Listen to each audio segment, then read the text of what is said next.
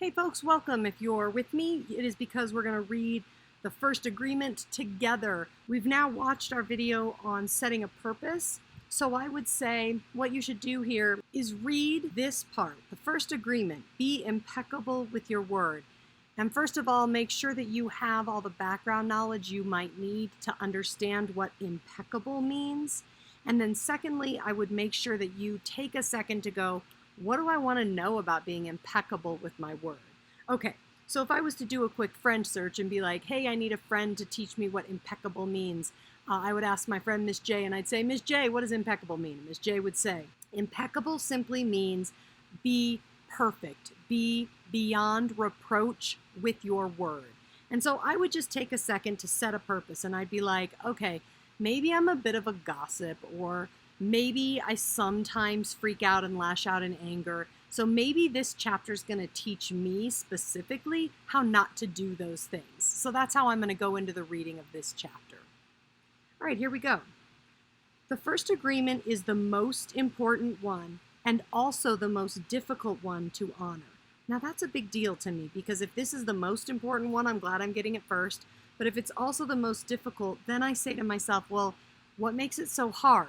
There, I ask myself a question, and if you remember from the videos, asking yourself a question is a great way to make your brain sticky and to make whatever's coming next stick more clearly into your head. It is so important that with just this first agreement, you will be able to transcend to the level of existence I call heaven on earth.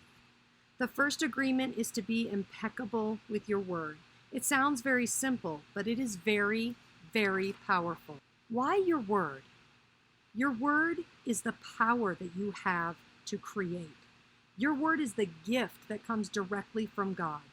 The Gospel of John in the Bible, speaking of the creation of the universe, says, "In the beginning it was the Word, and the Word was with God, and the Word is God." Through the word, you express your creative power. It is through the word that you manifest everything. Regardless of what language you speak, your intent manifests through the word. What you dream, what you feel, and what you really are will all be manifested through the word. The word is not just a sound or a written symbol. The word is a force. It is the power you have to express and communicate, to think, and thereby to create the events in your life. You can speak. What other animal on the planet can speak? The word is the most powerful tool you have as a human. It is the tool of magic. But like a sword with two edges, your word can create the most beautiful dream, or your word can destroy everything around you. One edge is the misuse of the word, which creates a living hell. The other edge is the impeccability of the word, which will only create beauty, love, and heaven on earth. And I underlined this because I think that part is important. On the one hand, your word has the power to create beauty and love, but if you misuse your words, then you create this living hell that he speaks about. Depending upon how it is used, the word can set you free, or it can enslave you even more than you know. All the magic you possess is based on your word. Your word is pure magic, and misuse of your word is black magic. And here I would stop and make a background connection, and I would think to myself, yep, there have been times that I've spoken out in anger, specifically like to my boss or something like that, and I end up getting myself in trouble. And so I think it's important to remember that our word is a super powerful thing. The word is so powerful that one word can change a life or destroy the lives of millions of people. Some years ago, one man in Germany, by the use of the word, manipulated a whole country of the most intelligent people. He led them into a world war with just the power of his word. He convinced others to commit the most atrocious acts of violence. He activated people's fear with the word, and like a big explosion, there was killing and war all around the world. All over the world, humans destroyed other humans because they were afraid of each other. Hitler's word, based on fear-generated beliefs and agreements, will be remembered for centuries. And now you'll notice there's a skip in pages. We go all the way to page 36. And so when you see that happen, I want you to just go to this new leaf, this section right here, and know that that's where I want you to pick up and start reading it. Looking at everyday human interactions, imagine how many times we cast spells on each other with our word. Over time, this interaction has become the worst form of black magic, and we call it gossip. Gossip is black magic at its very worst because it is pure poison. We learned how to gossip by agreement. When we were children, we heard the adults around us gossiping all the time, openly giving their opinions about other people.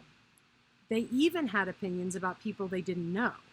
Emotional poison was transferred along with the opinions, and we learned this as the normal way to communicate. Gossiping has become the main form of communication in human society. It has become the way we feel close to each other because it makes us feel better to see someone else feel as badly as we do. And in this moment, I go, that's super enlightening, and it's right there on the page. It's makes me take my breath, but that is what happens. When we put another person down, it's so that we can help ourselves feel better. And I just like that, just that it is there in writing for me to kind of consider as a human being. So I'm going to put a star there. There is an old expression that says, misery likes company, and people who are suffering in hell don't want to be all alone. Fear and suffering are an important part of the dream of the planet. They are how the dream of the planet keeps us down. Using the analogy of the human mind as a computer, gossip can be compared to a computer virus. A computer virus is a piece of computer language written in the same language all the other codes are written in, but with a harmful intent. This code is inserted into the program of your computer when you least expect it, and most of the time without your awareness. After the code has been introduced, your computer doesn't work quite right, or it doesn't function at all because the codes get so mixed up with so many conflicting messages that it stops producing good results. Human gossip works exactly the same way. For example, you're beginning a new class with a new teacher, and you've looked forward to it for a long time. On the first day of class, you run into someone who took the class before who tells you, oh, that instructor was such a pompous jerk. He didn't know what he was talking about, and he was a pervert too, so, watch out. You are immediately imprinted with the word and the emotional code the person had when saying this. But what you are not aware of is his or her motivation in telling you.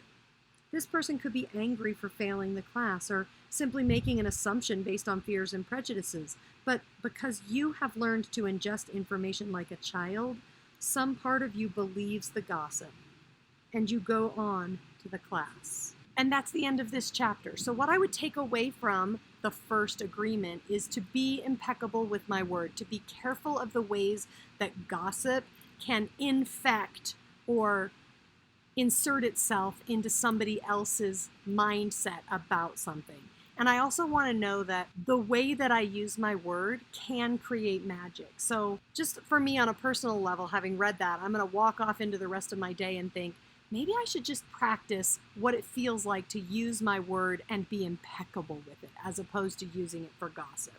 All right, y'all, thanks. We'll see you at the next chapter.